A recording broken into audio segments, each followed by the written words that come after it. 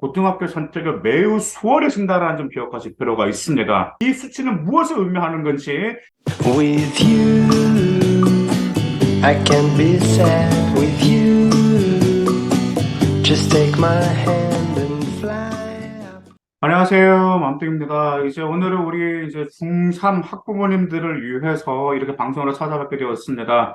이제 우리 중학교 3학년들 우리 어머님들 이제 무엇을 고심하시죠? 자, 고등학교 어떤 고등학교를 보내야 될까? 왜냐하면 그 고등학교 선택에 따라서 자 좋은 대학교를 보낼 수도 있다 보니까 어떤 고등학교를 가야 될지, 그다음 우리 아이 성향과 맞는 고등학교는 무엇일지 좀 이런 점에 대해서 이제 많이 고심하실 거예요. 그런데 우리 어머님들 고등학교를 선택하기에 앞서서 반드시 이 점을 고려하실 필요가 있습니다. 이 점을 고려하고 나서 아이와 함께 대화를 나누고 가족들끼리 대화를 나누면 고등학교 선택이 매우 수월해진다는 점 기억하실 필요가 있습니다.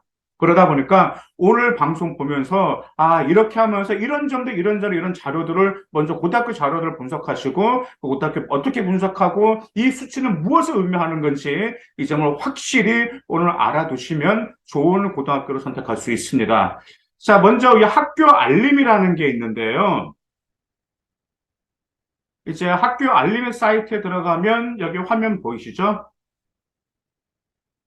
여기 학교 알림이라는 사이트에 들어가시면 이제 검색하시면 나오거든요. 그래서 학교 알림에는 우리 어머님들 좀 다 들어가십니다. 뭐 어플로도 있는데 저는 개인적으로 이제 홈페이지가 좀 편하더라고요. 그래서 학교 알림에 들어가서 여기에 보시면 이제 학교를 검색을 하시면 됩니다. 뭐 지방에 뭐 서울고가 있다, 뭐 경기고가 있다, 뭐 한양고등학교가 있다라든지 자 여기서 검색을 하시면 됩니다. 여기서 이제 검색을 하게 되면 이제 그 학교를 클릭을 하게 되면 이제 이 점을 여러분들이 좀 어머님들은 많이 봐주셔야 돼요. 이 공시정보라고 떠요.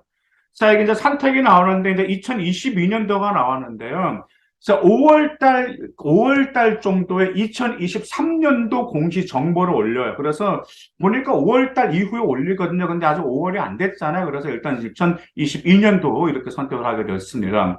2022년도로 선택하게 되면 학생 현황을 먼저 클릭을 한번 해보시기 바랍니다. 학생 현황 이 점 꼭 클릭하시고 나서 이 학생 현황에서 여기 보시면 졸업생의 진로 현황이라고 나오죠. 그죠? 이 졸업생의 진로 현황을 클릭을 하시면 바로 이런 도표가 나오게 됩니다. 자, 여기 보시면, 여기는 지금 제가 좀 블라인드 처리를 했습니다. 그 학교를 제가 좀 보여드릴 수가 없잖아요. 어떤 학교인지. 자, 그럼 여기 보시면 졸업생의 진로 현황을 딱 클릭하시면 4년제 대학교를 몇 명, 몇 퍼센트 보냈는지, 전문대학교를 몇 퍼센트 보냈는지, 기타가 몇 퍼센트인지 이런 기록들이 지금 나오고 있어요, 지금. 그럼 이 수치만 보더라도 좀 여러분들이 어머님들 잘 분석을 할 수가 있어요. 왜냐하면 4년제 대학을 44.8%를 보냈다라는 것은 이렇게도 생각할 수 있어요. 이건 분제 대학교니까 정시도 물론 포함되긴 포함됐겠지만 수시도 포함되었거든요. 근데 그러면 이 정도 수치면 학종 관리가 잘 안 되나? 그다음에 또 여기는 아이들이 공부 열심히 안 하는구나라는 점도 우리가 예측해 볼 수가 있어요. 그다음 또 하나 여기 기타라는 수치를 잘 보십시오. 여기서 기타 49.2%가 상당히 높은 편이에요. 그럼 기타가 무엇이냐? 취업자는 아니에요. 왜냐하면 여기 보시면 취업자 그 퍼센트가 나오거든요. 근데 요즘에 바로 고등학교 졸업하고 취업하는 경우 좀 드물잖아요. 바로 대학교를 가니까. 이 기타는 대학교를 진학하긴 안 했고, 전문대도 가지 않았고, 해외로 유학도 가지 않았어요. 이것은 바로 재수할 아이들, 이렇게 보시면 됩니다. 그래서 기타 퍼센테이지가 많다라는 것은 이제 이런 아이들이죠. 자기가 올해 교과로 준비를 했는데, 수능 체제를 충족을 못 시켰어요. 그러다 보니까, 자기가 반수하는 재수를 하겠다라는, 이것도 기타에 포함 들어가고요. 그다음 정시에도 자기 역량을 제대로 발휘 안 해서 이것도 기타에 포함되는 거고요. 그 다음에 학종에서 좀 면접에서 아쉬웠다라든지, 아니면은 좀 생기부를 제대로 못 채워서 3학년 2학기 생기부를 제대로 채워서 반수를 준비하겠다. 이것도 바로 기타에 들어갑니다. 그래서 이런 점을 고려하실 필요가 있어요. 그러면 모든 일반고가 이렇게만 나올 거 아닙니다. 그 다음 도표 한번 보실래요? 이것도 지금 일반고입니다. 일반고인데 여기 일반고 보면 무려 대학의 92.2%를 4년제를 보냈어요. 이 정도 퍼센테이지 같은 경우는 안 봐도 비디오입니다. 이렇게 수치가 높은 대학교 같은 경우는요. 일단 학종 관리를 좀 어느 정도 잘해주는 일반고예요. 그리고 또 이런 학교는 일반고지만 좀 그래도 생활 기록부도 좀 괜찮게 나오는 학교고, 그리고 또 하나가 무엇이냐면 그 아이들이 어느 정도 일반고지만 좀 내신은 좀 따기가 어려운 그런 일반고라고 우리가 추측을 해볼 수가 있습니다. 그래서 이런 퍼센테이지만 보더라도 그 학교 수준 이 입계를 보더라도 알 수가 있어. 더구나가 기타가 2.8% 당연히 이것도 5명인데 자 아까처럼 재수나 반수를 노리는 학생들 그렇게 보시면 돼요. 그래서 금방 앞에 도표 한번 보시죠. 이 도표와 일반고 도표 자 4년제가 44.8%죠. 그 다음에 이 도표 4년제가 92.2%. 그런데 이게 도고라가 2020년 입결이기 때문에 학종이 축소된 수치예요.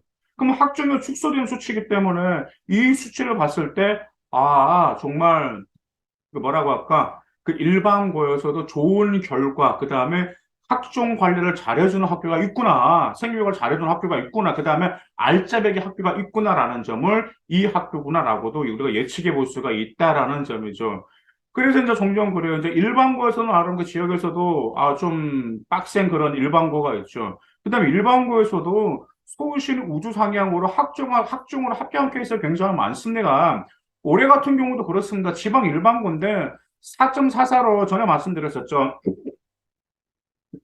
4.44로 뭐 같은 데 시스템 반도체공학과 합격한 일반고 학생도 있었고, 자, 2.34로 자, 경희대 한약학과 합격한 학생도 있었고, 그 외에도 굉장히 많아요. 그 외에도 저 경희대 건대라든지 그 다음에 뭐 아니 그 건동호수 라인이라든지 그다음 중경외셔 라인 거기서도 소신으로 일반고 좀 많이 학종으로 합격한 케이스가 있습니다.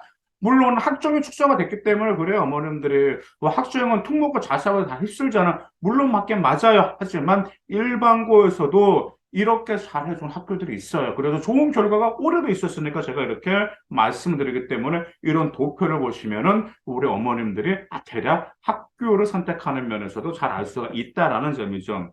자, 그 다음에 이제 또 아까 이제 학교 알림이 활동에서 이제 학생 현황에서 교육 활동을 이제 클릭을 해보시면 여기에서 이 점 보셔야 돼요. 교육 운영 특색 사업 계획과 동아리 활동 현황과 학교 교육과정 편성 운영 평가가 있어요.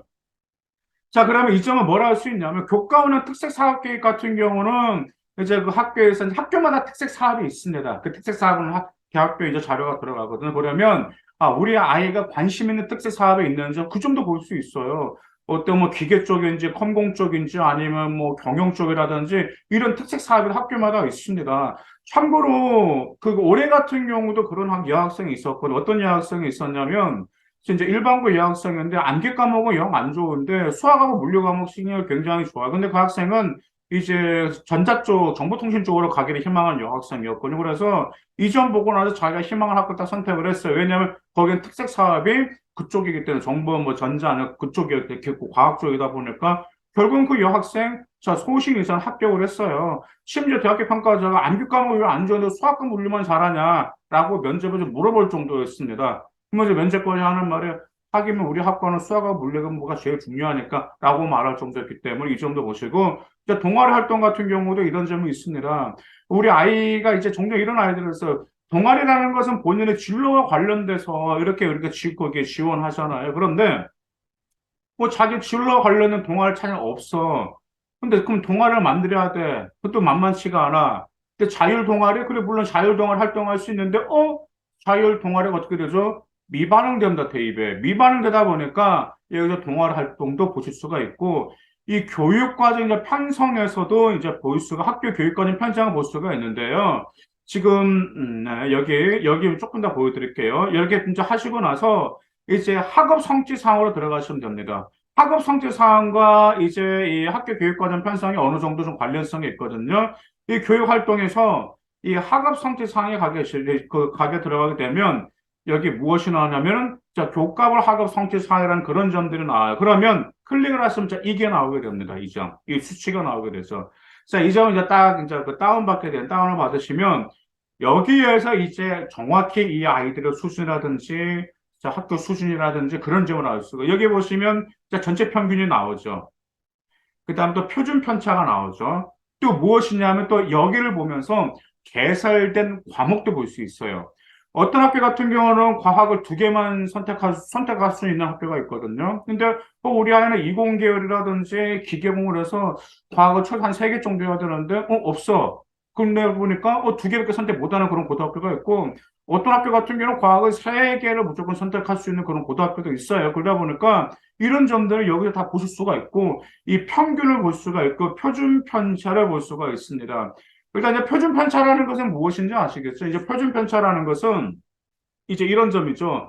학교의 수준을 알 수 있는 겁니다. 그래서 아마 우리 어머니는 잘 아실 거예요. 이 표준 편차는 낮을수록 유리합니다. 그래서 이제 종종 그러죠. 특목고 자사고 아이들 같은 경우는 왜 이렇게 좋은 대학교로 가냐? 내신이 낮아도 왜냐면 이 표준 편차가 뭐 3, 한 자리 숫자들이 있습니다. 3, 뭐 4. 그러다 보니까 이런 학교 같은 경우는 보시면 자기가 원점수가 95점, 96점이 나와서 3등급, 4등급대예요. 자, 그래서 이 표준 편차가 이 아이의 수준과 학교 수준을 알려주는 겁니다. 그래서 여기는 솔직히 영어가 25.8, 22.3, 24.6%, 이건 좀 표준 편차가 좀 일단 좀 높은 편이에요. 그래서 일반고에서는 표준 편차가 일반적으로 10점대 중후반만 돼도 저 준수한 편입니다. 근데 어떤 일반고는 10점대 초반도 있어요. 아까처럼 4년제 대학교 90% 보는 학교 있잖아요. 거기는 10점 초반의 그런 표준 편차도 있습니다. 그래서 이런 점들 보고 이제 평균을 이제 고려해 보면 학교의 수준을 이제 알 수가 있습니다. 자, 그래서 이제 오늘 제가 이 학교 알림이를 통해서 고등학교를 분석할 수 있는 방법을 이렇게 알려드렸었잖아요. 근데 이제 어머님들의 그래요. 학교 홈페이지, 고등학교 홈페이지를 들어가면 되지 않습니까? 라고 하는데, 고등학교 홈페이지를 가면 막 찾기가 학교마다 홈페이지가 다 틀리잖아요. 어떤 자를 어디다는 잘 모르잖아요. 그래서 학교 알림은 획일화되어 있거든요. 교육부에서 획일화 시켰기 때문에 이런 점들을 고려하실 필요가 있어요. 자, 무엇을 고려하자? 첫 번째로, 자, 해당 학교를 검색하셔서 졸업생의 진로 현황. 그래서 과연 4년제 대학교를 몇 퍼센트 보내는 건지, 그 다음 기타는 자, 재수와 반수생들, 그런 아이들이라든지 그런 점을 보게 되면, 이 학교는 좀 일반고지만 좋은 대학교를 잘 보내고, 그 다음 수준이 있는 고등학교고, 그 다음에 생기부록금 관리 좀 나름 잘해주는구나라는 점을 유추해 볼 수 있다라는 점. 또 그 다음에 아까 이제 교육 하나 보시면, 우리 아이가 근데 진로가 이제 좀 정해져 있으면 좋겠죠. 우리 아이가 진로가 컴공이라든지 기계나 전자기기나 아니면은 뭐 반대쪽 쪽으로 가고 싶은데, 자, 그럼 그와 관련된 동아리 활동이 있는 건지, 아니면 그와 관련된 과학을 한 세 과목 정도는 우리 아이가 수강할 수 있는 건지, 자, 그런 점들도 고려해 보시고, 그 다음 또 뭐가 있었죠? 아까 성적표를 봐서 표준 편차 평균을 보면서, 이 학교에 가면 우리 아이가 내신을 따라가기 위해서 얼마나 노력해야 되는 건지, 이런 점들 같은 데이터를 같이 펼쳐놓고 아이와 함께 보시면, 오히려 아주 객관적으로 아이가 선택을 하기가 굉장히 수월합니다. 그래서 제가 항상 그렇습니다. 고등학교 선택에 대해서 문의가 굉장히 많아. 어떤 고등학교를 선택을 해야 될까요? 라고 말씀하시는 건데, 고등학교 선택하시기 위해서 이제 이런 어머님도 발품하시죠. 자, 어떤 어머님도 말씀도 들어보고, 이 어머님도 말씀도 들어보는데, 그것보다 여기 들어가서 직접 데이터를 직접 어머님 눈으로 확인하고, 아이 눈으로 확인하는 게 오히려 좋은 고등학교를 선택할 수 있는 첫걸음이다라는 점, 그 점 꼭 기억해 주시길 바라겠습니다. 감사합니다.